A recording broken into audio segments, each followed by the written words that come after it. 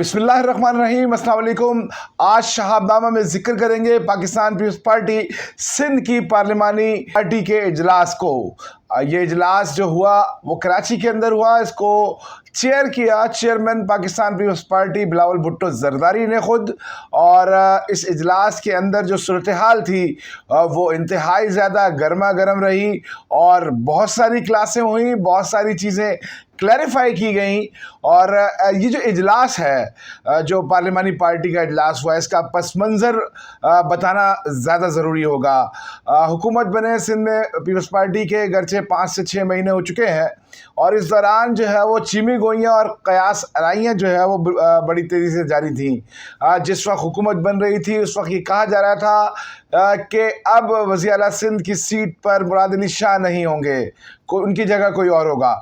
लेकिन ऐसा नहीं हुआ और मुराद अली शाह को ही जो है वो तीसरी मरतबा वज़ीर आला सिंध मुंतखब किया गया।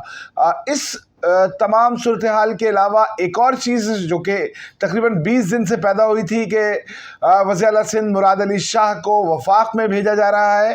जो है वफाक के अंदर वज़ीर ख़जाना के तौर पर ख़िदमत सर अंजाम देंगे और सूबे सिंध के वज़ीर आला हाउस की खाली होने वाली सीट के ऊपर सीनियर सूबाई वज़ीर शर्जील इनाम मेमन होंगे।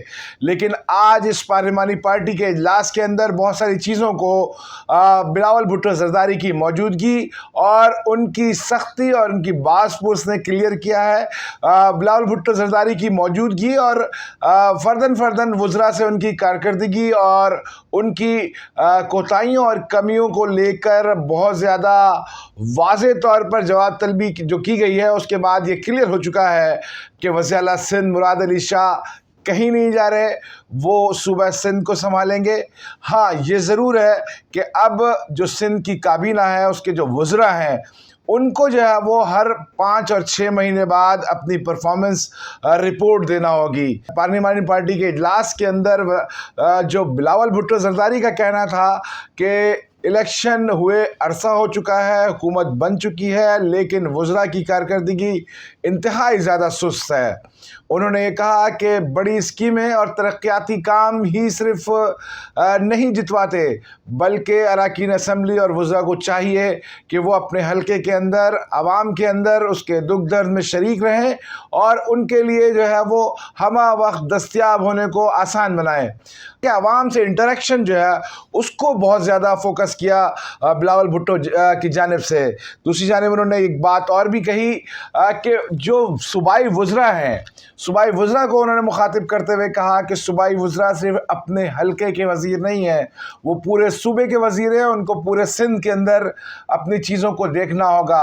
उन्होंने वाज़ेह हिदायत की वज़ीर सिंध को कि वुज़रा की टाइमिंग को मॉनिटर करें कि वो अपने दफातर को कितना टाइम देते हैं, ऐवान के अंदर अपनी हाज़िरी मुकम्मल रखते हैं या नहीं। इंतहाई ज़्यादा सख्त हिदायत जारी की हैं बिलावल भुट्टो जरदारी ने, जो कि चेयरमैन है पाकिस्तान पीपल्स पार्टी के। इस तमाम तर गर्मियों और सख्तियों के बाद जो सामने आ रही है बात, उससे लगता है कि बिलावल भुट्टो जरदारी सिंध के अंदर पार्टी परफॉर्मेंस से, हुकूमती परफॉर्मेंस से इंतहाई ज़्यादा नाखुश हैं। उन्होंने ये भी कहा कि वुज़रा और अरकान असम्बली ट्रांसफ़र पोस्टिंग की सियासत मुकम्मल तौर पर बंद कर दें। उन्होंने ये कहा कि होनहार और अच्छे अफसरान को मौका दिया जाए, उनकी मॉनिटरिंग की जाए और अच्छे अफसरान की मौजूदगी से हुकूमती कारकर्दगी के अंदर इजाफ़ा होता है, हुकूमत डिलीवर अच्छा करती है।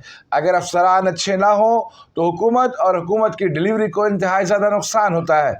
इसके अलावा जो अहम बात थी वो ये थी कि वो तमाम अफवाहें दम तोड़ चुकी हैं जिसमें कहा जा रहा था कि वज़ीर आला सिंध मुराद अली शाह अपनी सीट छोड़कर वफाक की जानिब जाएंगे और वहाँ पर ख़जाने के मामलात को देखेंगे। उन्होंने ये वाज़े किया कि मैंने एक 5 साला मंसूबा वज़ीर आला सिंध से जो है डिस्कस किया है। चाहते हैं कि सोलर पावर जनरेशन के ज़रिए सूबे की आवाम को मुफ्त बिजली फराहम कर सकें। उन्होंने सैलाब के हवाले से ज़िक्र किया, एजुकेशन के हवाले से ज़िक्र करते हुए उनका कहना था कि सैलाब ने 50% स्कूलों को मुतासर किया है।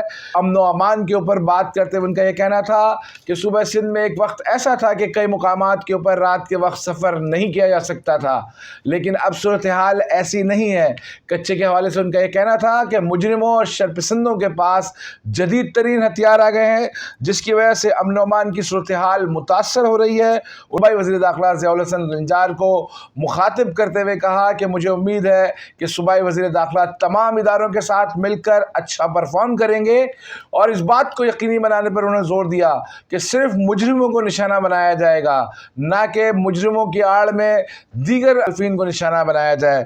انہوں نے اس کی سختی سے ہدایت کی کہ صرف مجرموں کے خلاف کارروائی ہوگی اور کسی صورت جو ہے وہ امن و امان کے دل ڈالنے والے مجرمین کے خلاف و ملزمان کے خلاف کوئی رعایت نہیں برتی جائے گی۔ بلاول بھٹو زرداری نے ایک اور بڑی واضح بات کی ہے جو پچھلے 4 مہینوں سے نظر آ رہا تھا کہ سندھ کے اندر، خصوصاً پاکستان پیپلز پارٹی کے اندر اور سندھ کی جو پارلیمانی پارٹی ہے پیپلز پارٹی کی، جو وزراء اور اراکین ہیں، ان کے اندر بڑے خاموشی کے ساتھ 2 الگ الگ گروپ جو ہے وہ نظر آتے دکھائی دے رہے تھے۔ ڈویژنز کی بات تھی کہ 2 الگ الگ ڈویژنز موجود ہیں، لیکن پیپلز پارٹی جو ہے وہ کبھی بھی اس کی تصدیق نہیں کرتی تھی، ہمیشہ اس کی تردید کرتے نظر آتے تھے۔ لیکن آج پارلیمانی پارٹی کے اجلاس کے اندر بلاول بھٹو زرداری نے کہا کہ پارٹی کے اندر کی لڑائیوں کو مکمل طور پر فوری بند کر دیا جائے۔